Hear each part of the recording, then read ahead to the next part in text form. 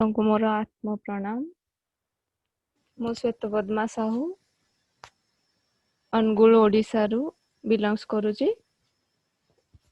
ମୁଁ ମୋର ଆଧ୍ୟାତ୍ମିକ ଯାତ୍ରା, ମୋର ସ୍ପିରିଚୁଆଲ ଜର୍ଣ୍ଣି ଧ୍ୟାନ ଦ୍ୱାରା ହିଁ ଷ୍ଟାର୍ଟ ହେଇଛି। ଧ୍ୟାନରୁ ହିଁ ପ୍ରାରମ୍ଭ ହେଇଛି ଆଉ ଧ୍ୟାନରେ ହିଁ ଅନ୍ତିମ ହେବ। ଆଉ ଆମର ପ୍ରିୟ ପିତାମହ ପତ୍ରିଜୀ ଆମର ଗୁରୁ, ପ୍ରଥମେ ତାଙ୍କୁ ଇନଭାଇଟ୍ କରିବା ଆଉ ଆମର ଧ୍ୟାନର କ୍ଲାସ୍ ଷ୍ଟାର୍ଟ କରିବା।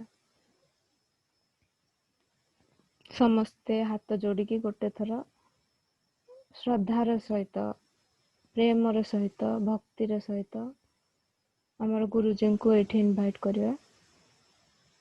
ତାଙ୍କର କନସିୟସନେସ୍ ଆମ ସହିତ ରହିବା ନିହାତି ଆବଶ୍ୟକ।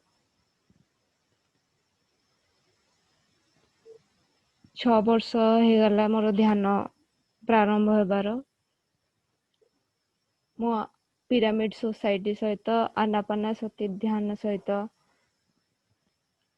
6 ବର୍ଷ ହେଲା ଯୋଡ଼ି ହେଇକି ଅଛି। ଏ ଧ୍ୟାନ ଦ୍ୱାରା ମୋର ଜୀବନରେ ଏକ ଅଦ୍ଭୁତପୂର୍ଣ୍ଣ ପରିବର୍ତ୍ତନ ଆସିଛି। ଧ୍ୟାନ ପୂର୍ବରୁ ମୋର ଜୀବନ ଗୋଟେ ଅଲଗା ମୋଡ ହେଇକି ଥିଲା, ଯିଏକି ସବୁବେଳେ ଶାନ୍ତିକୁ ବାହାରେ ଖୋଜି ବୁଲୁଥିଲା। ଗୋଟିଏ ରାମକୁ ମୁଁ ସବୁବେଳେ ନିଜର ଗୋଟିଏ ପ୍ରାଣ ବୋଲି ମାନିଥିଲି। କିନ୍ତୁ ସେଇ ରାମ ଯେତେବେଳେ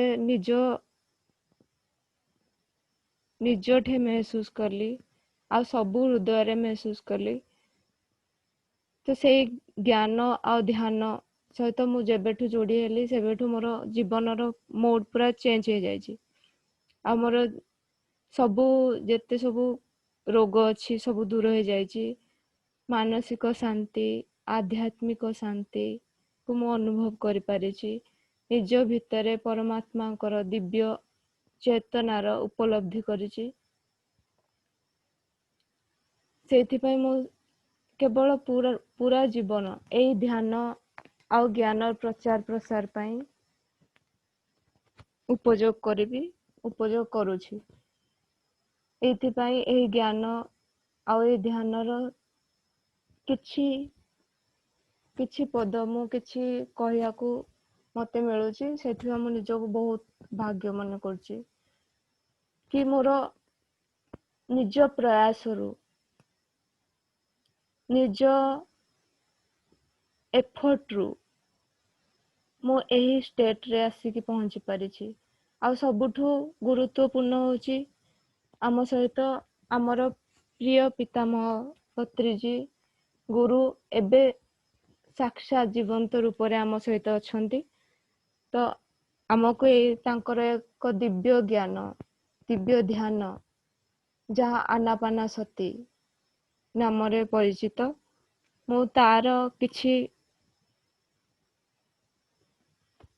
ଜ୍ଞାନ ଆପଣମାନଙ୍କୁ ସେୟାର କରିବି ଆଉ ଧ୍ୟାନରେ କିଛି ସମୟ ବସେଇବି। ଆନାପାନାସତି ହେଉଛି ଆନା ଅର୍ଥାତ୍ ପ୍ରଶ୍ୱାସ, ଯାହା ଆମେ ଭିତରକୁ ନେଉ। ପାନା ଅର୍ଥାତ୍ ଅପାନ ବାୟୁ, ଯାହା ଆମେ ବାହାରକୁ ଛାଡୁ। ତା ସହିତ ସତି ଅର୍ଥାତ୍ ଯୋଡ଼ି ହେଇକି ରହିବା। ଆନାପାନାସତି ଧ୍ୟାନ ବହୁତ ସରଳ, ନିଜ ଶ୍ୱାସ ପ୍ରଶ୍ୱାସ ସହିତ ଯୋଡ଼ି ହେଇଯିବା। ଏହାର ବିଧି ବହୁତ ସରଳ। କେବଳ ଆଖି ବନ୍ଦ କରିବେ, ହାତକୁ ହାତ କ୍ରସ୍ କରିବେ, ଗୋଡକୁ ଗୋଡ କ୍ରସ୍ କରିବେ। ଯଦି ଚେୟାରରେ ବସିଥିବେ ତାହେଲେ ଗୋଡ କ୍ରସ୍ କରିବେ। ଯଦି ଚଷମା ପିନ୍ଧିଛନ୍ତି ଚଷମାକୁ କାଢିକି ରଖିବେ। ଧ୍ୟାନ ପୂର୍ବରୁ ଗୋଟେ ଗ୍ଲାସ ପାଣି ପିଇବେ, ଧ୍ୟାନ ପରେ ଗୋଟେ ଗ୍ଲାସ ପାଣି ପିଇବେ। ଆମର ଊର୍ଜା ଆମ ଦେହରେ ସନ୍ତୁଳିତ ହେବ। ଏହି ଧ୍ୟାନ ବହୁତ ସରଳ ଆଉ ସହଜ ଅଟେ। ଏହାକୁ ସମସ୍ତେ କରିପାରିବେ। କେଉଁ ବି ସ୍ଥିତିରେ, କେଉଁ ବି ପରିସ୍ଥିତିରେ, ଯୋଉଠି ବି ଆପଣ ଥାଆନ୍ତୁ, ଏହି ଧ୍ୟାନ ଇଜିଲି ବହୁତ ସହଜ ଉପାୟରେ କରିହେବ। ଏହା ପାଇଁ କୌଣସି ବୟସ ସୀମା ରେଷ୍ଟ୍ରିକ୍ସନ୍ ନାହିଁ। କୌଣସି ଆସନ, ପଦ୍ମାସନ କି ବଜ୍ରାସନ, କୌଣସି ଆସନର ବି ଆବଶ୍ୟକତା ନାହିଁ। ଆପଣ ସୁଖାସନରେ ବସିଯିବେ। ହାତକୁ ହାତ କ୍ରସ୍ କରିନେବେ, ଆଖି ବନ୍ଦ ରଖିବେ, ସହଜ ଉପାୟରେ ଯୋଉ ଶ୍ୱାସ ଯିବା ଆସିବା କରୁଛି ତାକୁ କେବଳ ଦେଖିବେ।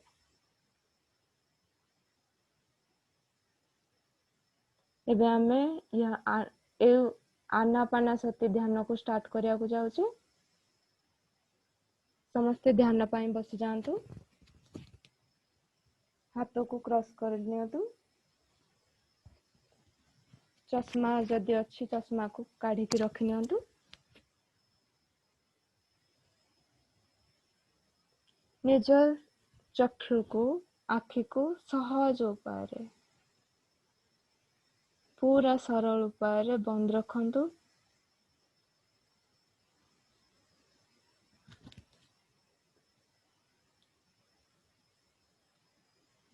ଆମେ ଯେତେବେଳେ ହାତକୁ ହାତ କ୍ରସ୍ କରନ୍ତି, ଆଖି ବନ୍ଦ କରନ୍ତି, ଆମ ଊର୍ଜା ଆମ ଚାରିପଟେ, ଆମ ପରିସର ମଧ୍ୟରେ, ଚେତନା ପରିସର ମଧ୍ୟରେ ରହିଥାଏ। ଆମକୁ ଆହୁରି ଇଜି ହୁଏ ଧ୍ୟାନର ଗଭୀର ଷ୍ଟେଟକୁ ପହଞ୍ଚାଇବା ପାଇଁ।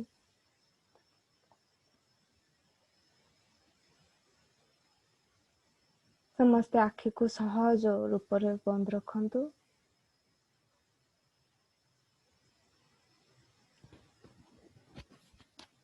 ଏହି ଚକ୍ଷୁ ହେଉଛି ସଂସାରର ଦ୍ୱାର ଅଟେ। ଆମେ ଯେତେବେଳେ ଆଖିକୁ ବନ୍ଦ ରଖୁ, ଆମର ମନ ଆପେ ଆପେ ବାହ୍ୟ ସଂସାରରୁ ଅନ୍ତର୍ମୁଖୀ ହେଇଯାଏ। ନିଜ ସ୍ୱରୂପ ଆଡକୁ ଆମେ ଫେରି ଆସନ୍ତି। ପତ୍ରିଜୀ ଆମକୁ ଏଇ ଜିନିଷ ଶିଖେଇଛନ୍ତି ଯେ ଆମ ଶ୍ୱାସ ହେଉଛି ଆମର ଗୁରୁ। ତେଣୁ ଗୁରୁକୁ ବାହାରେ ଖୋଜିବା ଆବଶ୍ୟକତା ନାହିଁ। ଆମର ଯୋଉ ସହଜ ଶ୍ୱାସ, ଯାହା ଆମର ଜନ୍ମରୁ ମୃତ୍ୟୁ ପର୍ଯ୍ୟନ୍ତ ଆମ ସହିତ ରହିଛି, କେବଳ ତା ଉପରେ ପୂର୍ଣ୍ଣ ସଜଗତାର ସହିତ, ପୁରା ଚେତନତାର ସହିତ ଦେଖନ୍ତୁ। ଶ୍ୱାସ ଭିତରକୁ ଯାଉଛି, କିଛି ସମୟ ରହୁଛି, ପୁଣି ଶ୍ୱାସ ବାହାରକୁ ଆସୁଛି। କେବଳ ଶ୍ୱାସ ପ୍ରକ୍ରିୟା ସହିତ ଯୋଡ଼ି ହେଇଯାଆନ୍ତୁ। ଏଇଥିରେ ହିଁ ଲୟ ହେଇଯାଆନ୍ତୁ ପୂର୍ଣ୍ଣ ରୂପରେ। ଆଜି ପର୍ଯ୍ୟନ୍ତ ଯାହା ବି କିଛି ଗ୍ରହଣ କରିଛନ୍ତି ତାକୁ ଗୋଟେ ସାଇଡରେ ରଖିନିଅନ୍ତୁ। ପୁରା ଶୂନ୍ୟ ଅବସ୍ଥାରେ କେବଳ ଶ୍ୱାସ, ଯାଉଥିବା ଶ୍ୱାସ ଏବଂ ଆସୁଥିବା ଶ୍ୱାସ, ତା ସହିତ ଯୋଡ଼ି ହେଇଯାଆନ୍ତୁ, ଏକୀକାର ହେଇଯାଆନ୍ତୁ। ଆପଣଙ୍କ ମନ ଆପେ ଆପେ ଅନ୍ତର୍ମୁଖୀ ହେବାରେ ଲାଗିବ।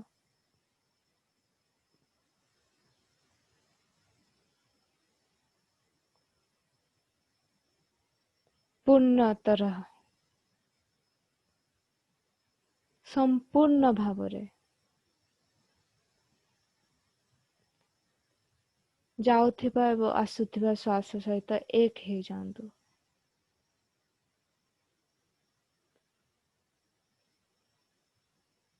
ଆମର ଶ୍ୱାସ ଯେତେବେଳେ ଚାଲିଥାଏ, ଆମେ ଯେତେବେଳେ ଜାଣିନଥିଲେ, ଶ୍ୱାସ ଅନକନସିୟସଲି, ଅଚେତ ରୂପେ ଯେତେବେଳେ ଚାଲିଥାଏ, ସେତେବେଳେ ଆମର ଶରୀର ପାଇଁ ଯେତିକି ବିଶ୍ୱ ଶକ୍ତି ଦରକାର ସେତିକି ମିଳେ ଜୀବନ ନିର୍ବାହ ପାଇଁ।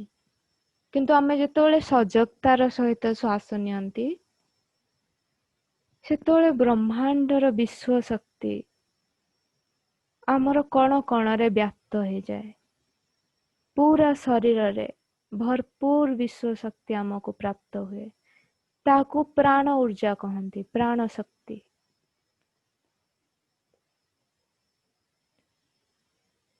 ଆମେ ଯେତେବେଳେ ଗଭୀର ନିଦ୍ରାରେ ଶୋଇଥାଉ, ସେତେବେଳେ କିଛି କ୍ଷଣ ପାଇଁ ए विश्व शक्ति आम देहरे प्रवाहित हुए। ଯେତେବେଳେ ଆମେ ଧ୍ୟାନ ପାଇଁ ବସନ୍ତି, ହାତକୁ ହାତ କ୍ରସ୍ କରିନିଅନ୍ତି, ଆଖି ବନ୍ଦ ରଖନ୍ତି ଆଉ ଆମ ସହଜ ସ୍ୱାଭାବିକ ସରଳ ଶ୍ୱାସ ସହିତ ଯୋଡ଼ି ହେଇଯାଆନ୍ତି, ସେତେବେଳେ ପ୍ରଚୁର ପରିମାଣରେ ବିଶ୍ଵ ଶକ୍ତି ମିଳିଥାଏ। ଆମ ଶରୀରରେ ଯେତେ ସବୁ ନାଡି ମଣ୍ଡଳ ଅଛି, 72,000 ନାଡି ମଣ୍ଡଳ ଅଛି, ସବୁଥିର ଶୁଦ୍ଧିକରଣ ହେଇଯାଏ। ଯଦି ମନରେ କିଛି ବିଚାର ଆସୁଛି, ତାକୁ ରୋକ ଲଗାଇବାର ନାହିଁ, ସହଜତା ରୂପେ ନିଜ ଶ୍ୱାସ ସହିତ ଧ୍ୟାନକୁ ଫେରେଇ ଆଣନ୍ତୁ। ମନ କେବେ ହେଲେ ଦୁଇଟି ଜିନିଷ ଏକାବେଳେ କରିପାରିବନି।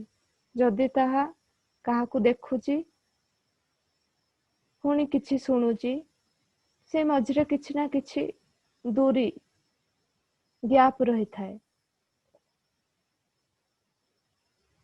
ସେଇଥିପାଇଁ ମନକୁ ଯେତେବେଳେ ଆମେ ସ୍ୱାଭାବିକ ଶ୍ୱାସ ସରଳ ଶ୍ୱାସ ସହିତ ଯୋଡ଼ି କରିଦିଅନ୍ତି, ଏକ କରିଦିଅନ୍ତି, ସେତେବେଳେ ମନ କୌଣସି ଜାଗାରେ ଚିନ୍ତା ବି କରିପାରେନି। ଧୀରେ ଧୀରେ ସହଜ ରୂପରେ ସରଳ ରୂପରେ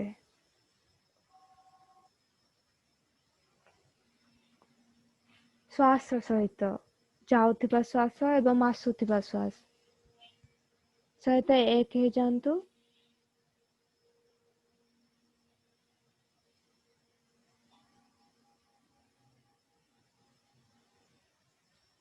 କୌଣସି ବିଚାର ଆସିବାକୁ ଦିଅନ୍ତୁନି।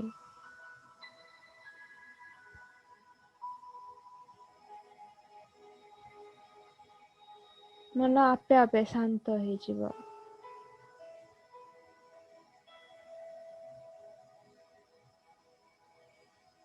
पूरा चेतना को अंतर्मुखी कर दियंतु। चेतना पूर्णतर पूरा भावरे पूर्ण रूपे केवल श्वास सहित जोड़ी हो जाऊ।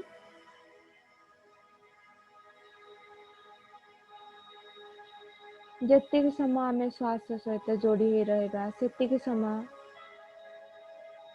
आमे परमात्मा विश्व ऊर्जा सह एक हो जिबा।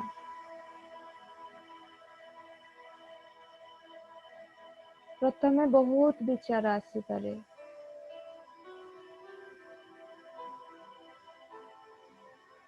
ताकू केवल देखी चलंतु, ताकू रोकिबा को प्रयास करंतुनी। कारण आमे जो जिनिस रोकिबा को चेष्टा करू, ताहा आहुरी बड़ रूप रे आम पाखक आसे। कौनसी जिनिस रोकंतुनी, केवल श्वास सहित स्वाभाविक श्वास सहित बही चलंतु। जाउथिबा श्वास एवं आसुथिबा श्वास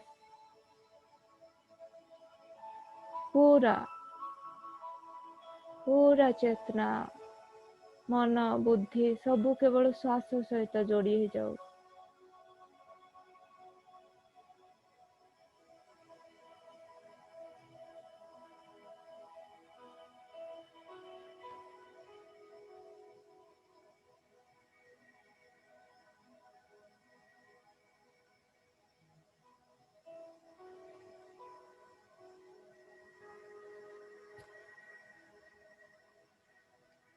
ये श्वास होची गोटे माध्यम जहा द्वारा ये जीव और ईश्वर, जीव और परमात्मा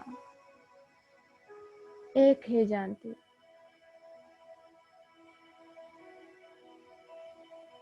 या बिना कौनसी माध्यम ही नहीं जे आपण को निज भीतर को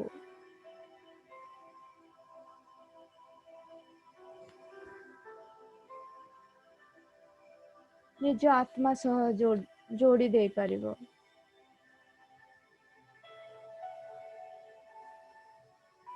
କୌଣସି ବି ବିଚାର ଆସୁଛି ତାକୁ ରୋକ ଲଗାନ୍ତୁନି। କେବଳ ସାକ୍ଷୀ ରୂପରେ, ଯେମିତି ଆମେ ଘର ଦେଖନ୍ତି, ପରିବାର ଦେଖନ୍ତି, ଗାଡି ଦେଖନ୍ତି, ଟିଭି ଦେଖନ୍ତି, ସେମିତି ବିଚାର ତରଙ୍ଗ ଯାହା ବି ଆସୁଛି ତାକୁ ଦେଖି ଚାଲନ୍ତୁ।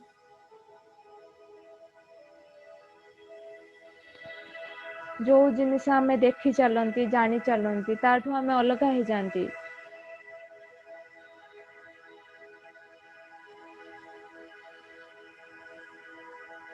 ତାଠୁ ଆମେ ପାର ହେଇଯାଆନ୍ତି।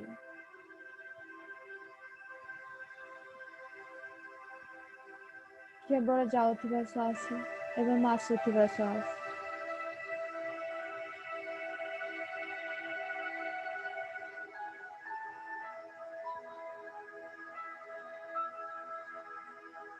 ପ୍ରତ୍ୟେକ ଶ୍ୱାସ କ୍ରିୟାର ସାକ୍ଷୀ ହେଇଯାଆନ୍ତୁ। ଦୂରରୁ ଦେଖନ୍ତୁ।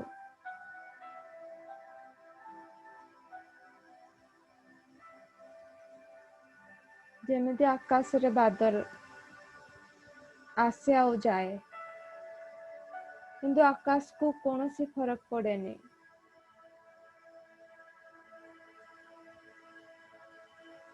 ତାହା ନିର୍ଲିପ୍ତ ହେଇକି ଥାଏ।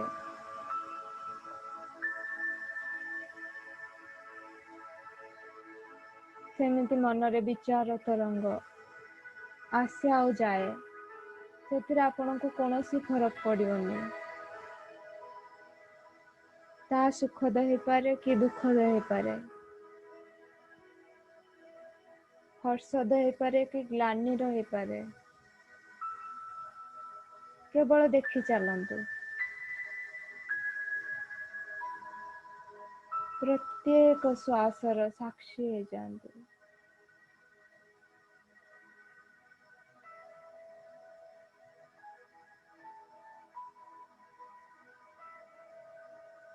ଯାଉଥିବା ଶ୍ୱାସ ଏବଂ ଆସୁଥିବା ଶ୍ୱାସ ବହୁତ ବିଶ୍ୱ ଏନର୍ଜି, ये जागरूक अवस्थाରେ ହିଁ, ଜାଗ୍ରତ ଅବସ୍ଥାରେ ହିଁ ପ୍ରବାହ ହୁଏ।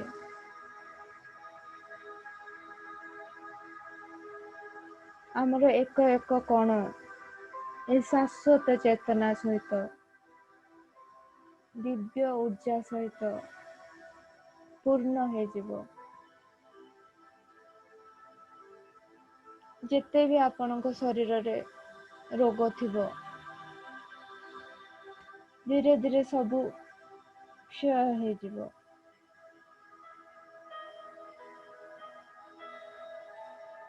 ଏ ଶ୍ୱାସ ହଉଛି ଦିବ୍ୟ ଊର୍ଜା, ପରମାତ୍ମାଙ୍କ ଦେଇଥିବା ଏକମାତ୍ର ଊର୍ଜା। ପୂର୍ଣ୍ଣ ସଜଗତାର ସହିତ, ପୂର୍ଣ୍ଣ ଚେତନାର ସହିତ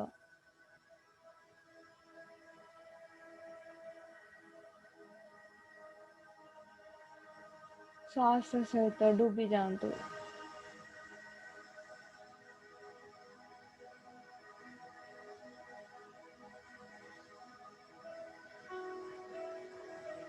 ପ୍ରଫୁଲ୍ଲତା ଭାବ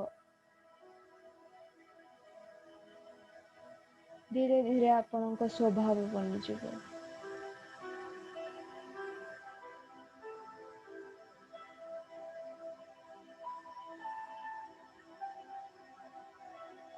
ଆମର ଶରୀର ରୂପୀ ଦୀପ ତ ଆଗରୁ ବି ରହିଛି, କିନ୍ତୁ ଏଥିରେ ଜ୍ୟୋତି ହଉଛି ଆମର ଶ୍ୱାସ, ଆମର ଚେତନା, ଆମ ଜାଗରୂକତା, ଆମ ହୋସ। ଯେତେବେଳେ ଏଇଟା ଆମ ଶରୀରରେ ଏଇ ଦୀପ ଜ୍ୟୋତି ସହ ପ୍ରକଟ ହୁଏ, ସେତେବେଳେ ଜନ୍ମ ଜନ୍ମର କର୍ମ ଫଳ संपूर्ण रूपे नाश हो जाए। एते सहज प्रक्रिया आम गुरुजी आमको देइछन्ते। आनापानसति ध्यान केवल जाउथिबा श्वास एवं आसुथिबा श्वास पूर्ण रूपे एक हो जाते।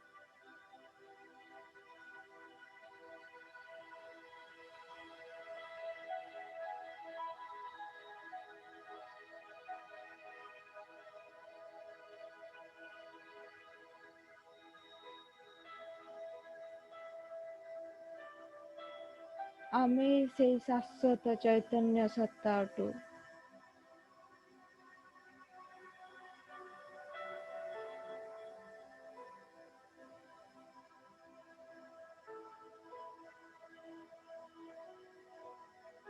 निजर महानता भूली जाए था।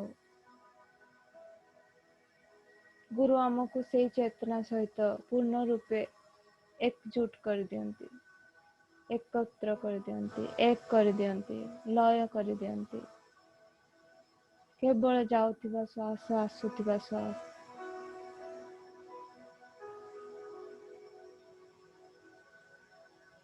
मन आपे आपे ए शाश्वत चेतना रे विलीन हो जिवो।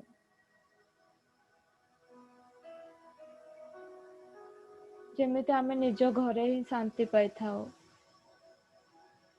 ए चेतना हेउची मनर प्रकृत घर। केवल चेतना सहित आम निज सहित स्व सहित एक हेकि ही से शांति पाइब, लय हो जिवो।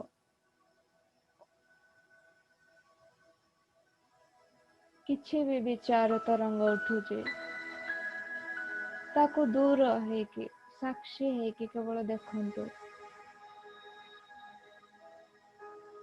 बहुत सरलता से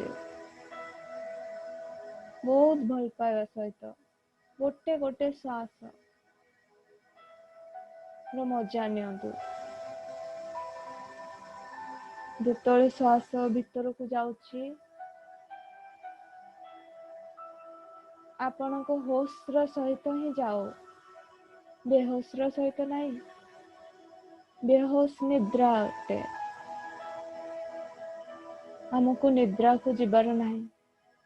सबु बेले होश रो सहित जागरूकतार सहित जाउथिबा श्वास एवं आसुथिबा श्वास सा एक हो जिबार अछि।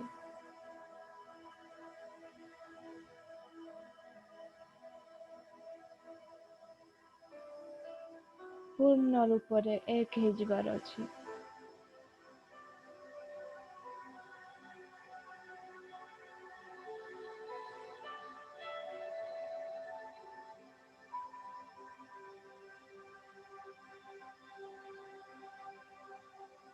जदि शरीर रे किछि अस्त व्यस्त लागुची ता प्रति जागरूक रुहंतु। धीरे धीरे ता भी लोप पाई जिवो। ए देह प्राण इंद्रिय सबू ए श्वास को ही चाहती, एठी एक हो जिबा को चाहती। बाहर दुनिया रे जेतिकी आनंद प्राप्ति हुए भीतर दुनिया रे ताठू कोटि कोटि गुण रे आनंद।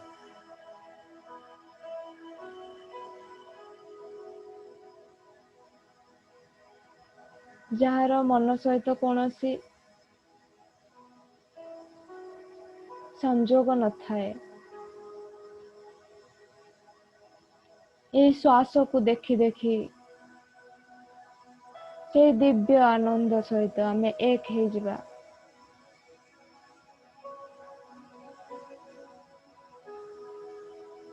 जेते जेते समय आमे श्वास सहित रहबा, सजागता सहित रहबा,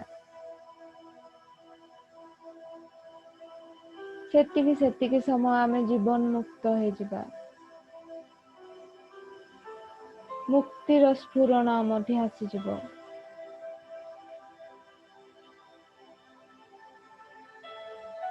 मनर प्रफुल्लता पाई, शांति पाई, शरीर सुस्थता पाई प्रतिदिन आमे ध्यान करिबा। आज आम पाई ध्यानर दिन।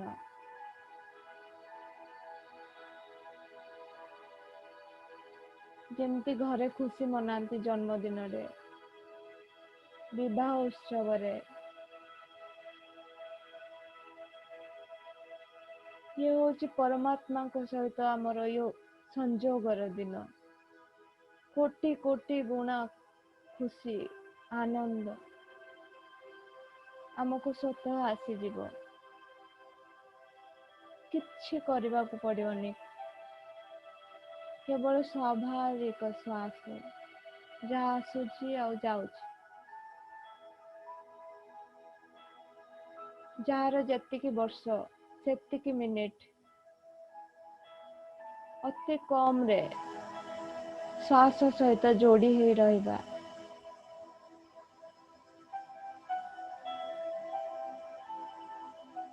आम निज सहित जोड़ी ही रहिबा होची प्रकृत संग अटे।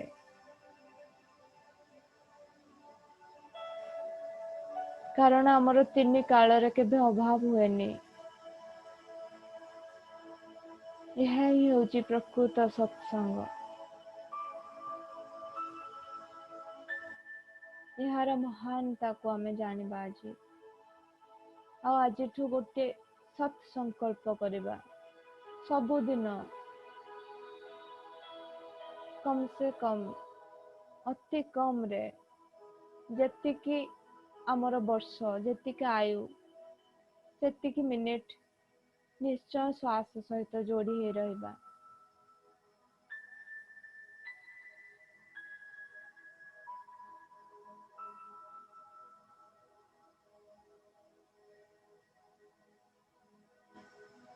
केवल जाउथिबा श्वास एवं आसुथिबा श्वास पूर्ण भावरे एक हे जिबा।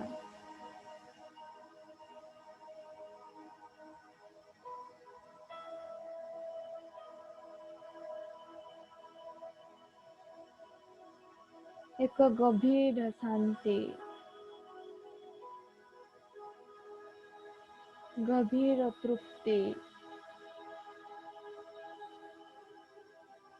समस्त को अनुभव हेबा।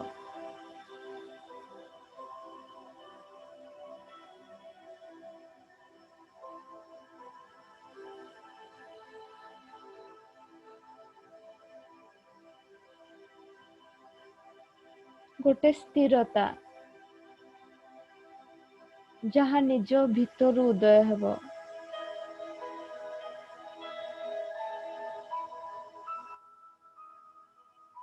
ताकू कौनसी भी बाह्य वस्तु सहित आपण तुलना करि परिबेनी, कारण एते आनंद सेथिरे थिबो।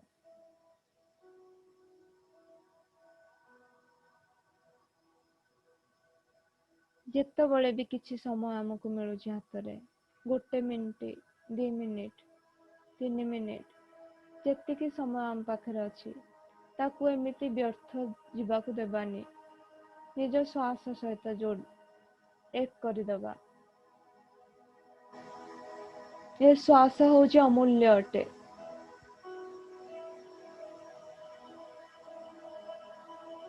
हीरा मोती ठू भी अमूल्य अटे।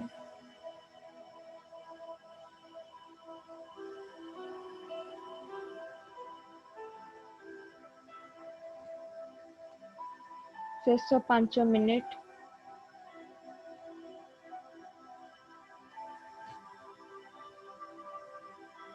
पूर्ण रूप रे डूबी जीवा ये श्वास रूपक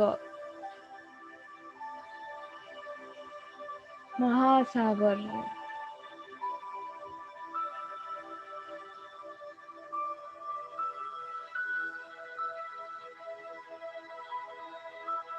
केवल जाउथिबा श्वास एवं आसुथिबा श्वास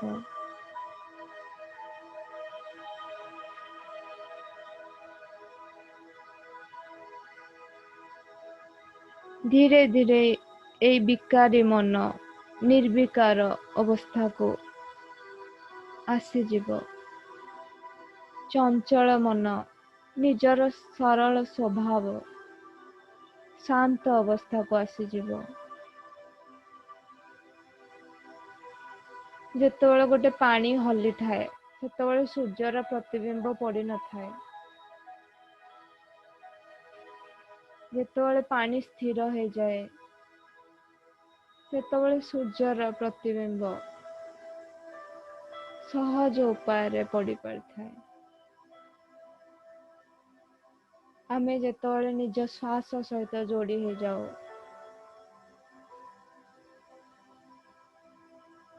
ପରମାତ୍ମାଙ୍କ ପ୍ରତିବିମ୍ବ ସହଜ ଉପାୟରେ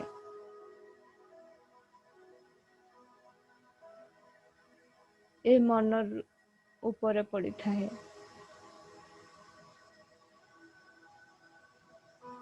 ନିଜର ସହଜ ଅବସ୍ଥା ଶାନ୍ତ ଅବସ୍ଥା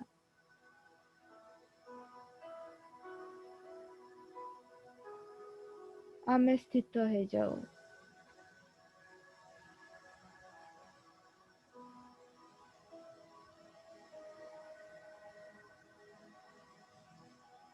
ଶ୍ୱାସକୁ ଆମେ ଚାହିଁକି ବି ଭିତରେ ରୋକି ପାରିବାନି କି ବାହାରେ ରୋକି ପାରିବାନି। କେବଳ ଏତିକି କରିପାରିବା, ଶ୍ୱାସ ସହିତ ଯୋଡ଼ି ହେଇଯାଇପାରିବା।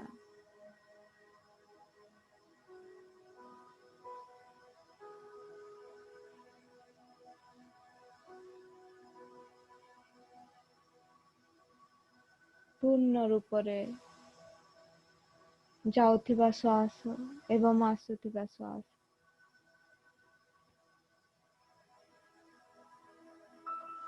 ଯେବେ ଶ୍ୱାସ ଭିତରକୁ ଯାଉଛି ତା ସହିତ ଭିତରକୁ ଯାଆନ୍ତୁ।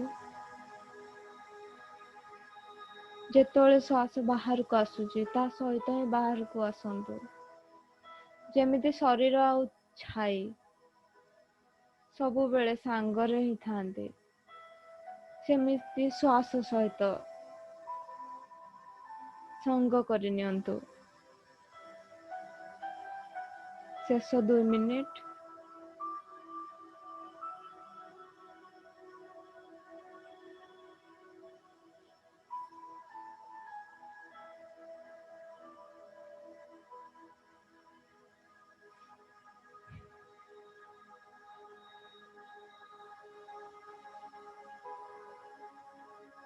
ନିଜର ସହଜ ସ୍ୱାଭାବିକ ଶ୍ୱାସ ସହିତ ଏକ ହେଇଯାଆନ୍ତୁ।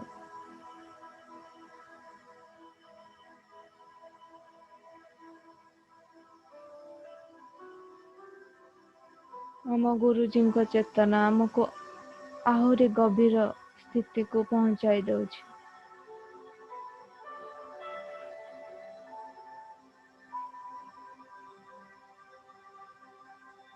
ଆଜିଠୁ ସମସ୍ତେ ଏଇ ଜିନିଷ ମନେ ରଖନ୍ତୁ କି ଆମର ଶ୍ୱାସ ହେଉଛି ଆମର ଗୁରୁ। ଯେପର୍ଯ୍ୟନ୍ତ ଆମେ ହୋସର ସହିତ ଅଛେ, ସଜଗତାର ସହିତ ଅଛେ, ଆମେ ଆମ ଗୁରୁଙ୍କ ସହିତ ହିଁ ଅଛେ।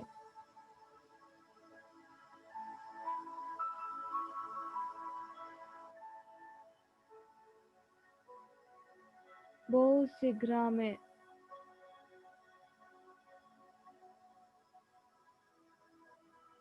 ସେଇ ଚୈତନ୍ୟକୁ ନିଜ ଭିତରେ ହିଁ ମେହସୁସ କରିପାରିବା। ଶେଷ 1 ମିନିଟ। ପୁରା ସଜଗ ହେଇଯାଆନ୍ତୁ। ପ୍ରତ୍ୟେକ ବିଚାର ପ୍ରତି ସଜଗ ହେଇଯାଆନ୍ତୁ। ପ୍ରତ୍ୟେକ ସମ୍ବେଦନା ପ୍ରତି ସଜଗ ହେଇଯାଆନ୍ତୁ।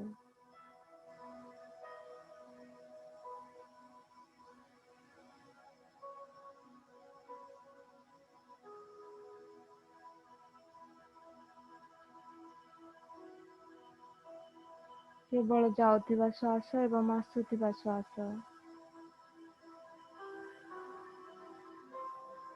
ପୂର୍ଣ୍ଣ ରୂପରେ ଏକ ହେଇଯାଆନ୍ତୁ। ଶେଷ 30 ସେକେଣ୍ଡ।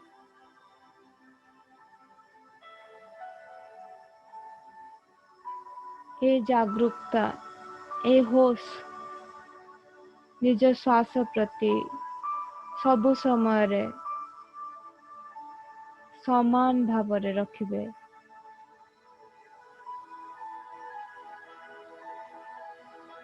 परम शून्यता को आपण बहुत शीघ्र निज भितर ही पाइबे। जहाँ शून्य अटे ताहा ही पूर्ण अटे, ताहा ही पूर्ण ज्ञान अटे। शेष 10 सेकेंड। 9 8 7 6 5 4 3 2 1 0। धीरे धीरे निजर दुई हाथ को सुंदर सुंदर आखि ऊपर नहीं आसंतु। 5 सेकंड पर्यंत रखंतु। 5 4 3 2 1 0। धीरे धीरे आखि खोली जागृत अवस्था को आसी जातु।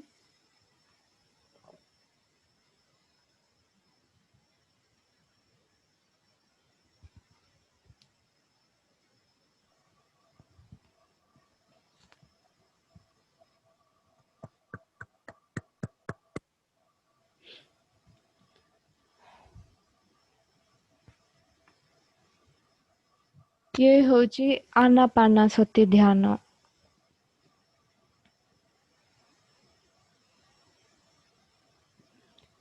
जेते संभव आमे मौन रहिबा, कारण मौन रहिबा द्वारा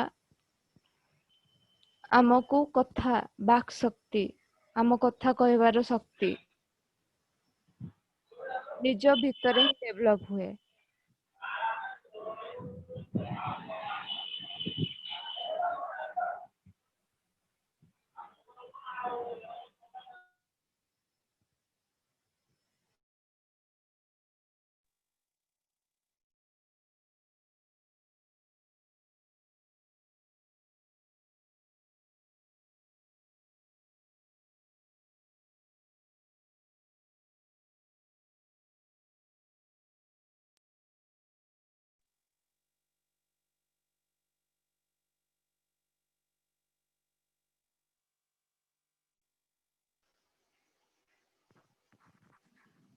श्वेता अनम्यूट करो तुमको।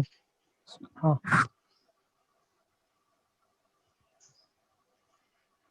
Please continue Shweta. ध्यान रू उठिला परे सांगे सांगे आमे कोनोसी कहिबाकू प्रयास करिबा नाही। 2 मिनिट पाई हो 1 मिनिट पाई हो से स्थिरता को जहाँ में ध्यान रू पाइचे ताको किछि समय अनुभव करिबा।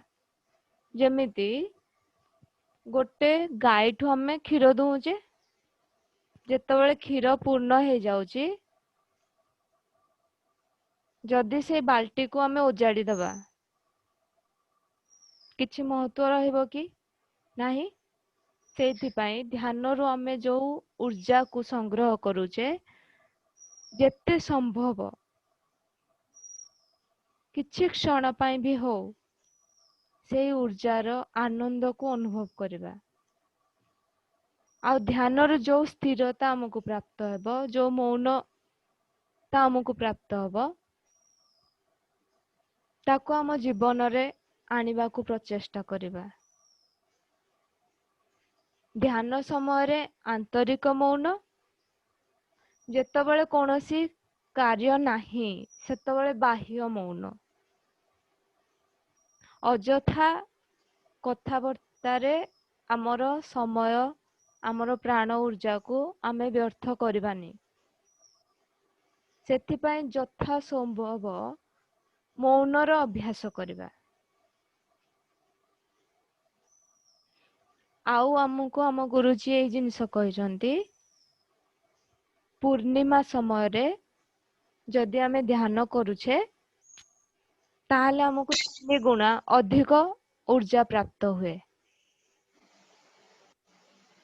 ସେଥିପାଇଁ ସମସ୍ତେ ପୂର୍ଣ୍ଣିମା ସମୟରେ ବେଶୀ ମୌନ ରହିବାକୁ ଚେଷ୍ଟା କରିବା ଆଉ ଧ୍ୟାନ କରିବାକୁ ଚେଷ୍ଟା କରିବା। ଆମ ପିରାମିଡ ସ୍ପିରିଚୁଆଲ ସୋସାଇଟିରେ ପିରାମିଡର ଉପଯୋଗ ଅଛି। ସମସ୍ତେ ଦେଖିପାରୁଛନ୍ତି ମୋ ହାତରେ, ଏହା ହେଉଛି ପିରାମିଡ। ଯେତେବେଳେ ଆମେ ପିରାମିଡ ତଳେ ଧ୍ୟାନ କରୁ, ପିରାମିଡର ଘର ହେଇପାରେ କିମ୍ବା ପିରାମିଡ କ୍ୟାପ୍ ହେଇପାରେ, ଯେତେବେଳେ ପିରାମିଡ ତଳେ ଆମେ ଧ୍ୟାନ କରୁ ସେତେବେଳେ ଆମକୁ 3 ଗୁଣା ଅଧିକ ऊर्जा ପ୍ରାପ୍ତ ହୁଏ। ସେଥିପାଇଁ ପିରାମିଡ ତଳେ ଆଉ ପୂର୍ଣ୍ଣିମା ସମୟରେ ଅଧିକରୁ ଅଧିକ ଆମେ ଧ୍ୟାନ କରିବା ଆଉ ପ୍ରଚୁର ବିଶ୍ଵ ଶକ୍ତିକୁ ନିଜ ଦେହରେ ହିଁ ଅନୁଭବ କରିପାରିବା। ଧୀରେ ଧୀରେ ଆପଣଙ୍କର ଯେତେ ବି ରୋଗ, ଶାରୀରିକ ସମସ୍ୟା ହେଉ କି ମାନସିକ ସମସ୍ୟା ହେଉ, ସରଳ ଭାବରେ, ସହଜ ଭାବରେ ଆପଣଙ୍କଠୁ ଦୂର ହେଇଯିବ। ତାହା ହେଉଛି ମୋର ନିଜର ଅନୁଭବ, ଯୋଉଟା କି ଆପଣଙ୍କ ସହିତ ମୁଁ ଆଜି ସେୟାର କରୁଛି। ତାକୁ ଆପଣ ଜୀବନରେ ନେଇ ଆସନ୍ତୁ, ଆପଣ ଜୀବନ ଆହୁରି ସୁଖମୟ ହେଇଯିବ।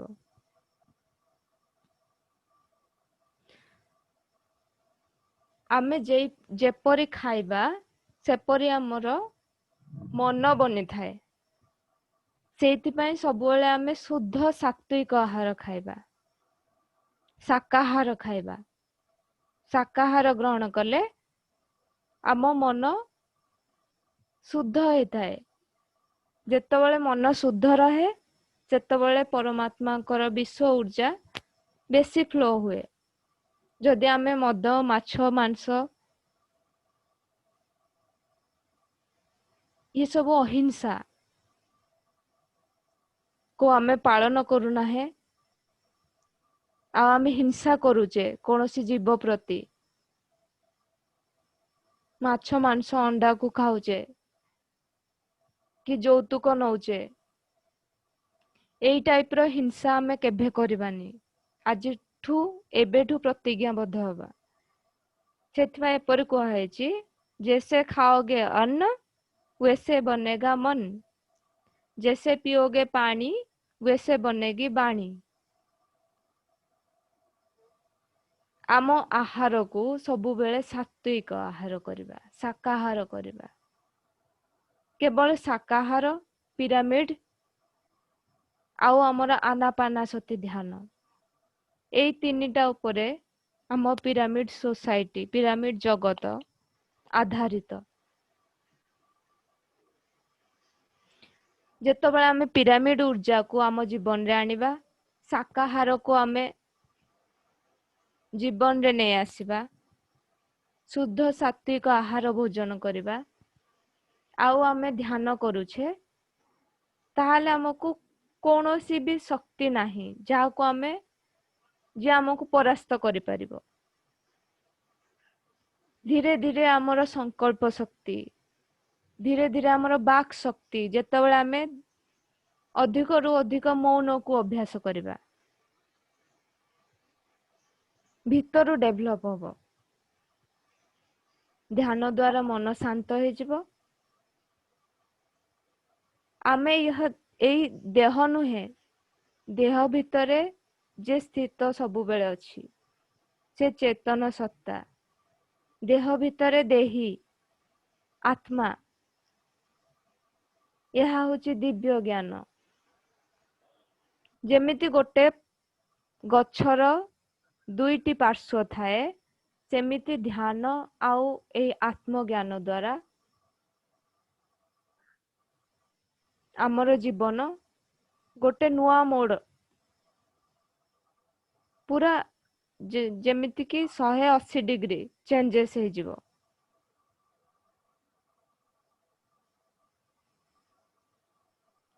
ସେଥିପାଇଁ ଆମେ ପୂର୍ଣ୍ଣ ରୂପରେ ଏହି ଧ୍ୟାନକୁ ନିଜ ଜୀବନରେ ନବା।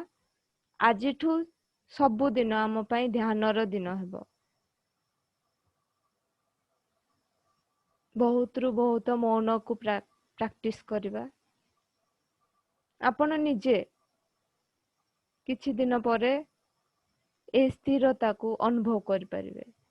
ମୁଁ ଯେତେବେଳେ ପ୍ରଥମେ ଧ୍ୟାନ କରୁଥିଲି, ଆମ ଘରେ ଯେତେବେଳେ ଟିଭି ଲାଗୁଥିଲା ମୋର ସେଇ ଟିଭି ସାଉଣ୍ଡ ଶୁଭୁଥିଲା। କିନ୍ତୁ ଧୀରେ ଧୀରେ ଯେତେବେଳେ ମୁଁ ଧ୍ୟାନ ପ୍ରାକ୍ଟିସ କରିବା ଷ୍ଟାର୍ଟ କଲି, ସେତେବେଳେ ମୁଁ ଧୀରେ ଧୀରେ ନିଜକୁ ବାହ୍ୟ ପରିସ୍ଥିତିରୁ ନିଜକୁ ଅଲଗା ରଖିପାରିଲି। ଆଉ ମୋ ନିଜ ଭିତରେ ସେ ଅପୂର୍ବ ଆନନ୍ଦ ଆଉ ଶାନ୍ତିକୁ ଅନୁଭବ କରିପାରିଲି। ଯଦି ମୁଁ ସେ ଶାନ୍ତିକୁ ଅନୁଭବ କରିପାରିଲି, ଯଦି ମୁଁ ମୋ ନିଜର ରୋଗକୁ ଠିକ କରିପାରିଲି, ତାହେଲେ ଆପଣମାନେ ସମସ୍ତେ ସେଥିପାଇଁ ଯୋଗ୍ୟ ଅଟନ୍ତି। ଆପଣ ସମସ୍ତେ ଏହି ଧ୍ୟାନକୁ ନିଜ ଜୀବନରେ ଆଣନ୍ତୁ, ନିଜ ବାହ୍ୟ ସିଚୁଏସନରେ ଆଣନ୍ତୁ, ପରିସ୍ଥିତିରେ ଆଣନ୍ତୁ। ଧ୍ୟାନରୁ ଉତ୍ପନ୍ନ ଯୋଉ ଶାନ୍ତି, ତାକୁ ଏମିତି ବ୍ୟର୍ଥ ବାକ୍ୟାଳାପରେ କ୍ଷୟ ହେବାକୁ ଦେବେନି।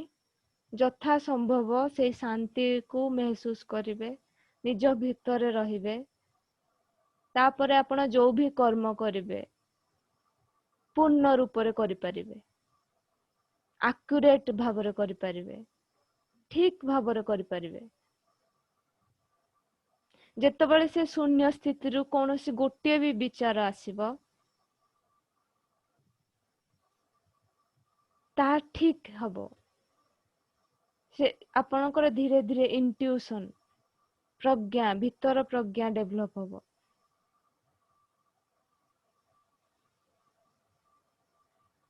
ସମସ୍ତେ ଏହି ଧ୍ୟାନ ସହିତ ଯୋଡି ହେଇଥିବାରୁ ସମସ୍ତଙ୍କୁ ବହୁତ ବହୁତ ଧନ୍ୟବାଦ।